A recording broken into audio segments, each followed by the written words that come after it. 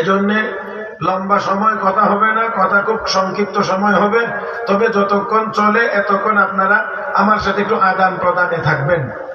আল্লাহ রাব্বুল আলামিনের দয়া আমাদের উপরে অপরিসীম, গণেও শেষ করা যাবে না, লিখেও শেষ করা যাবে না, উচ্চারণ করেও শেষ করা যাবে না। রব্বে কারীম বলেছেন, ওয়া ইন তাউদ্দু নি'মাতাল্লাহি লা তুহসুহা, তোমরা যদি আমার নিয়ামত গণতে থাকো, গণতে গণতে তোমার জীবন শেষ হবে, কিন্তু নিয়ামত গণে শেষ করা যাবে না। আর একটু আস্তে কোন ঠিক? আমি না আগে বলছি, একটু কথা বলতে হবে। আল্লাহ রাব্বুল আলামিন আমাকে আপনাকে একটা মাছ যেমন করে পানির ভিতরেই বসবাস করে, 24 ঘন্টা পানির ভিতরে থাকে, আমরাও 24 ঘন্টা আল্লাহ পাকের নিয়ামতের ভিতরেই ডুবে আছি। আল্লাহর নিয়ামত এমন নিয়ামত আছে, যে নিয়ামত যদি আল্লাহ কিছুক্ষণের জন্য বন্ধ করে দেন তাহলে আমরা আর বেঁচে থাকতে পারবো না। যেমন বাতাস, অক্সিজেন যদি 10 মিনিটের জন্য বন্ধ করে দেওয়া হয় তাহলে আমরা কে কতক্ষণ বাঁচতে পারবো? 10 মিনিট? হ্যাঁ, 10 মিনিট।